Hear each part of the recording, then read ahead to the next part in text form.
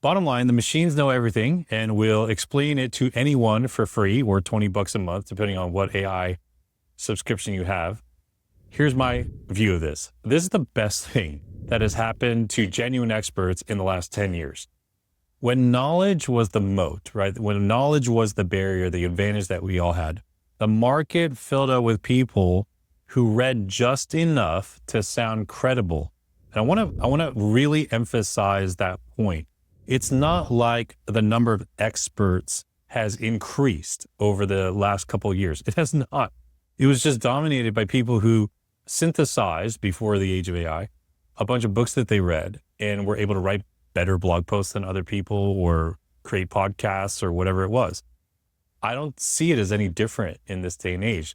The difference is that AI has wiped out that advantage. It has actually washed those people away.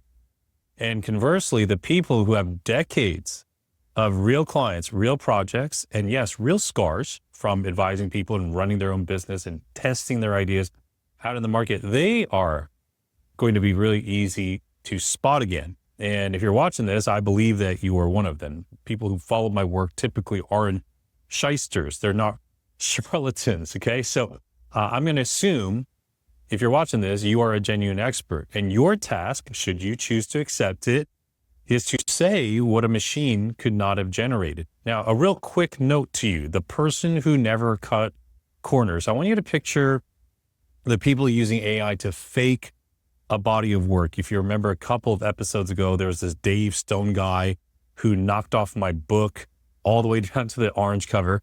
Imagine what happens if that person, a real person, gets found out. Imagine having to backtrack an entire reputation built on shortcuts. You do not have that problem. You never committed the crime. Can't you see? This is an amazing thing.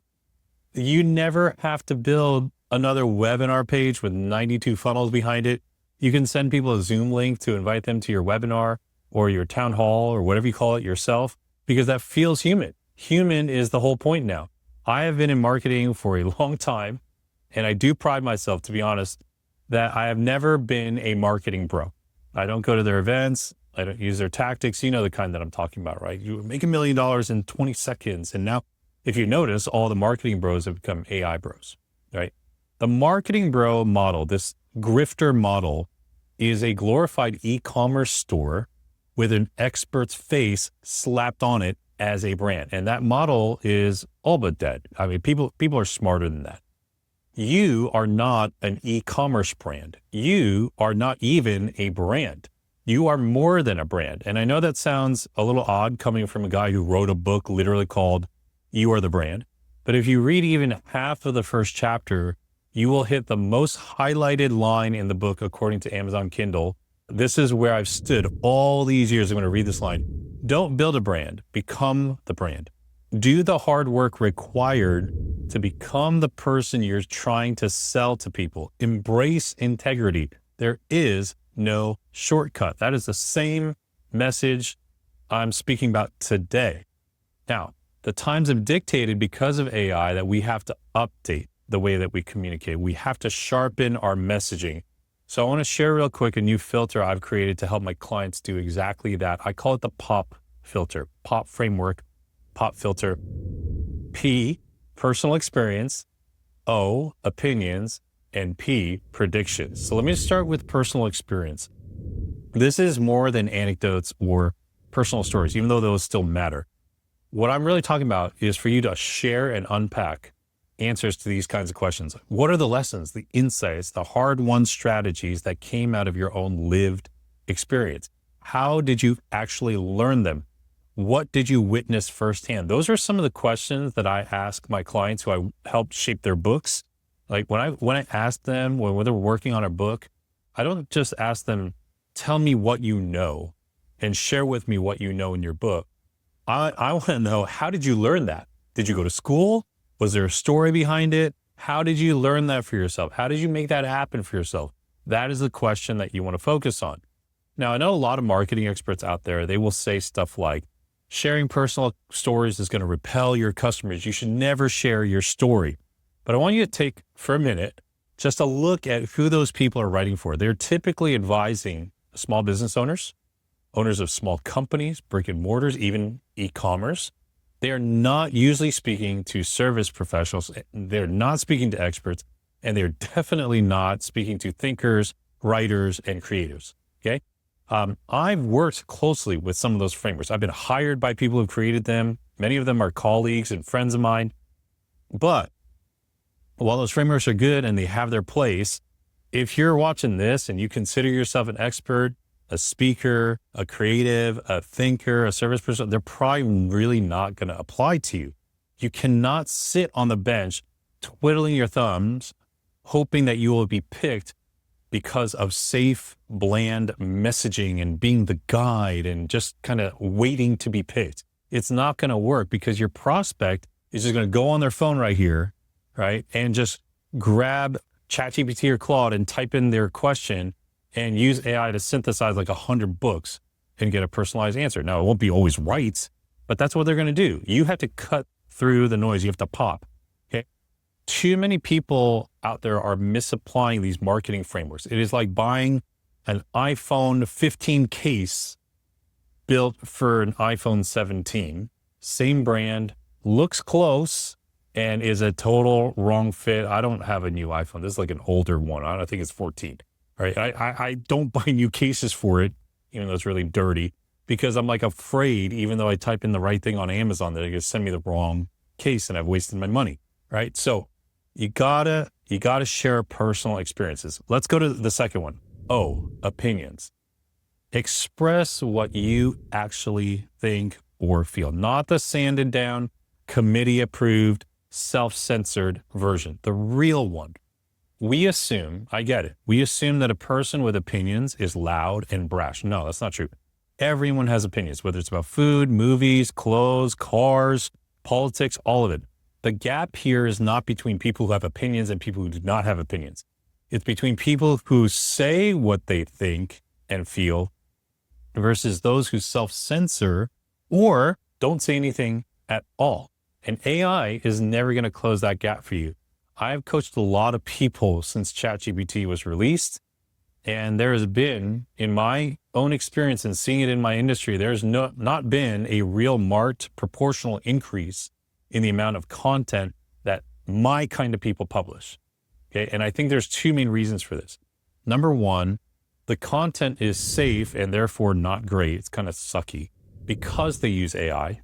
So they don't want to publish it because they care about their reputation. Number two, they have an opinion, but they're afraid to say it. And that is not an AI problem. That's a human problem. That's your fear or like your confidence or whatever that is. Conviction is the signal of experience now, not intellect. Conviction. You gotta say the thing already. Okay. All right. Predictions. Here's where you have to make a well-founded case for where things are going and why. In your area of expertise, whatever that is, you should be talking about what you see coming down the road. And I know this one carries risk. That is the point. No stakes, no ratings. It's why nobody watches the first place team play the worst team in the league. They know they're going to get killed. Meanwhile, you watch Alex Honnold on Netflix free climbing a freaking skyscraper, and it jumps to number one on Netflix because of the stakes, right? Now, personally, I think of AI as a calculator for words. That's what I tell my people. That's what I tell writers. That's what I tell thinkers, anyone who's creating content. AI is a calculator for words. And a calculator doesn't care if you fail your math test. And AI definitely doesn't care whether you destroy your business or your life. It risks nothing because it is not alive. That means it can't say anything that has any consequence. And I am amazed at how many people forget this. They don't realize that AI doesn't have anything on the line. What are you going to do? Threaten to shut it down? You're just one person out of millions or billions using it. There's nothing we can do to threaten it, right? So stop treating AI like it's an oracle of all things. If you are risk averse as a bona fide expert, here's where I think a lot of this comes from. And I have seen an increase in this since AI came out, like an increase in second guessing themselves. We've been flattened into believing that we have to be certain about everything all the time. One small example is GPS on Google Maps, your phone, your car, whatever it is. And one small way I fight to retain my humanity is to not use GPS when I'm driving around town. Okay. I live near where I grew up. Okay. And there's a mall 20 minutes away, 15, 20 minutes away. I know like 5 different ways to get there. I do not need to turn on my GPS. I do not need to know how long it's going to take to get there. I know how long it's going to take there. I know that certain hours of the day, there's going to be a lot of traffic. When I can see the road, I'm like, that's traffic. I'm going to move around it. Right. And I don't need AI to tell me how to get to a place that I've been driving to my whole life. Now, if you use GPS for every small thing or any other piece of technology, right? Every small thing, every small task, we slowly train ourselves to believe that we hold none of the answers and the machine holds all the answers. And that's not true. Now, sadly, I have seen that on the rise where really smart people are second guessing themselves. They're afraid to put themselves out there. You got to trust your gut. You got to trust your experience. You got to trust your expertise. You are a genuine expert. You have answers. You've been trusted for decades, for years, right? To guide people through uncertainty. So go on the record. We need your wisdom. So personal experiences, assigned opinion, right? A real prediction, that is pop. And these flow out of a person who has something inside worth drawing from.